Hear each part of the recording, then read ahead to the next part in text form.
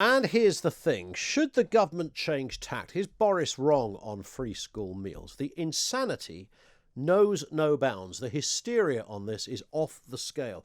Muddled assertions and hyperbole reign supreme. This, of course, is all about free school meals during the school holiday. So much to say. Last week, the Tory MP Ben Bradley decided to invoke the spirit of Alan Bastard and suggested that many parents, too many parents, spend the housekeeping down at the local crack den. I've no idea why Ben Bradley went there. No idea why he thought that was a puddle to dip your toe into. But he opened a can of worms for a healthy dose of Tory bashing from scumbag hashtags, full-on campaigns, death threats and petitions. Even Tories have started to hate Tories. If you thought, however, that Ben had lost the plot, you ain't seen nothing yet. The boy Jones, David Schneider and just about every virtuous Cuban-loving dodgepot on the planet were about to pile in with equal stupidity. The Tories literally voted to starve children, they said. Nothing like an intellectually measured response, eh? Our kids are dying of hunger and they don't care, came one of the more palatable replies. Can we just get a couple of things out the way here? Number one, nobody is starving their kids to buy alcohol or go to a drug den. Number two, no child is starving for want of school holiday free meals. Let's get that. Both of those statements are fact. I know the odd anecdote will try and counter either, but the average poor parent is not down at the local crack den trying to procure some Class A's, and nor is the average child in this country starving. This year, just on that point, by the way, it's worth looking at, the working age benefits rise to 7% of national income. This is the highest level on record. It's up by, and these are telephone number-like figures, up by 25 billion, according to the Office of Budget Responsibility. Working age benefits are in the highest in history, 7% of national income. Universal income, of course, was topped up earlier this year for these very reasons by 20 quid a week. That's over £1,000 a year for struggling families. That benefits around about 16 million people. Child benefit also went up, and this is from the scum government who apparently want to starve kids. We have never spent more in this area in our entire history.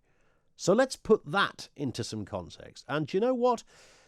It could never be enough, could it? And there's the problem with any kind of discussion on benefits. The free school meals in holidays was never a thing until somebody mentioned it. Marcus Rashford started the campaign earlier this year.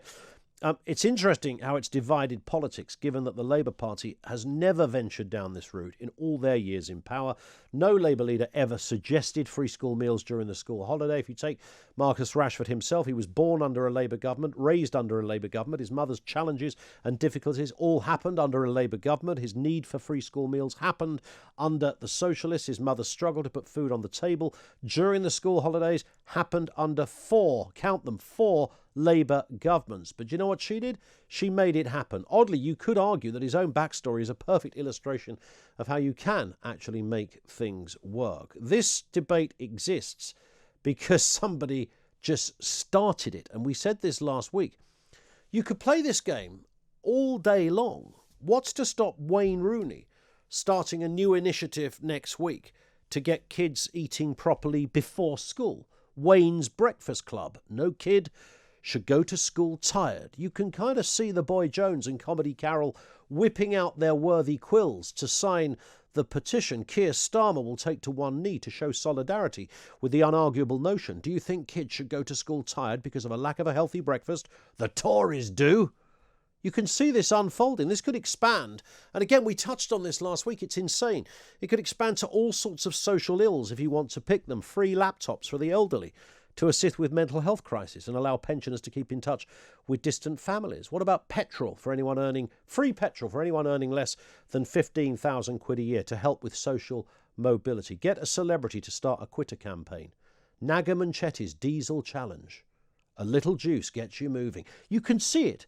Get the world to sign up and then argue that the Tories are scum because they won't take your idea on board. There is no end to what you can do with this. Do we seriously make legislation because of hysteria on social media? For that is where we're at. Famous name, political opportunism, mass protests and petitions, hyper indignation.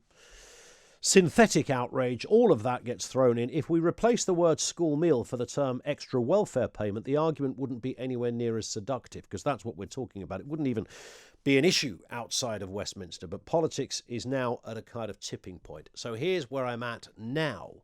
We sit here today, there is a howling call for the government to change tactics. And you know what? I think they will.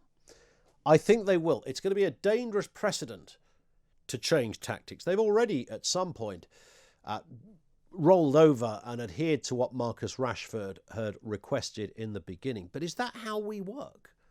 Is that how it's going to work going forward? That every time somebody thinks there's an injustice somewhere, just start a Twitter campaign and make it as seductive as you can, get as much support as you can. The opposition will love it, and you set up almost an unachievable goal, and then watch the Conservatives in this case, they happen to be the ones in government, have to refuse it. It's an open goal to give the government grief. It's extraordinary.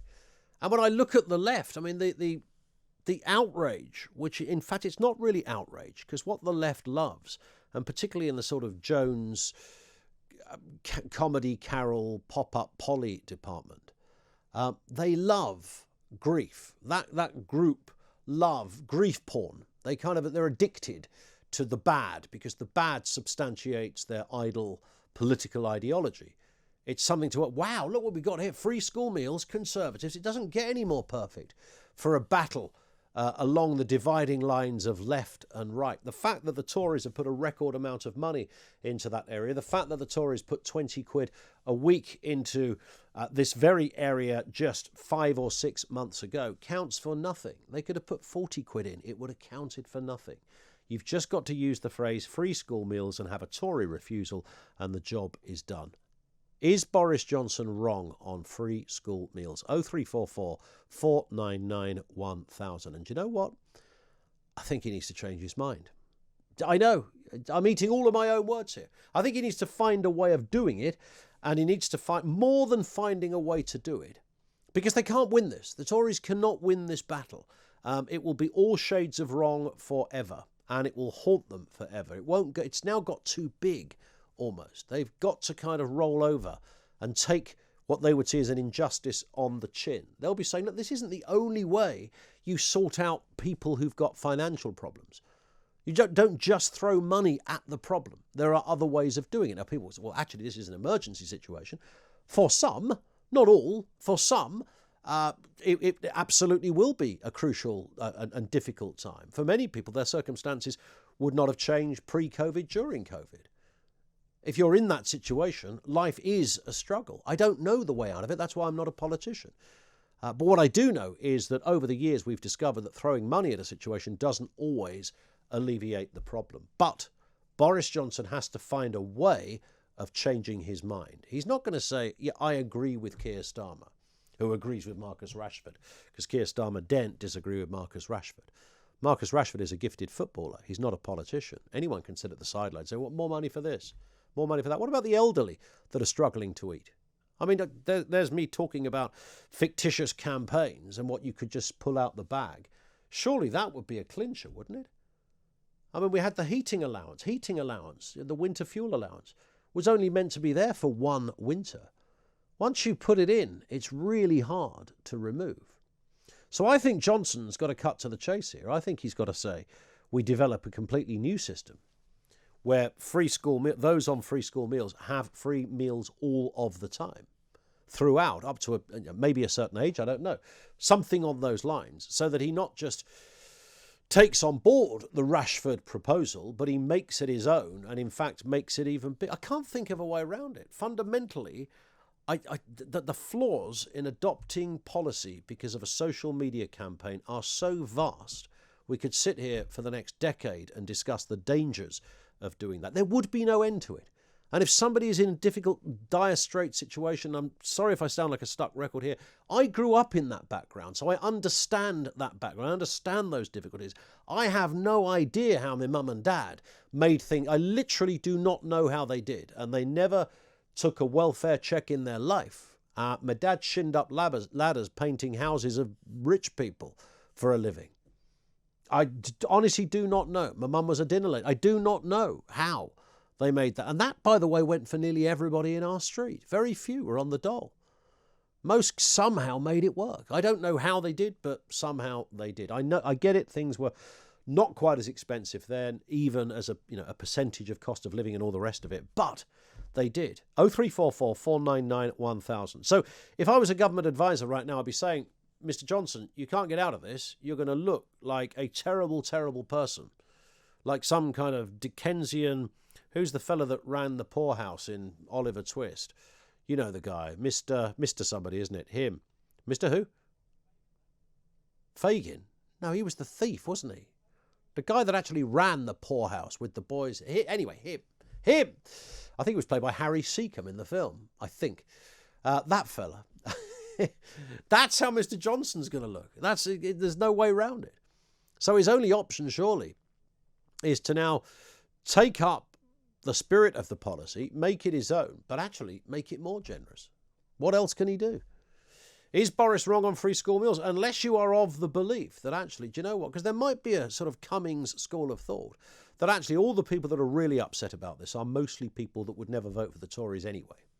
So they might make a political calculation. But, the last time I looked, people like Sir Bernard Jenkin, Robert Halfon and others, there's now Tory disquiet on this, because Tories have got to go to their constituents and be seen, however unfair it might be, however unexplained it might be, however out of context it might be, they'll be seen as the party that refused to give poor children food. Now, no one with a brain would define this in that way. The idea that people voted against it, because they didn't care.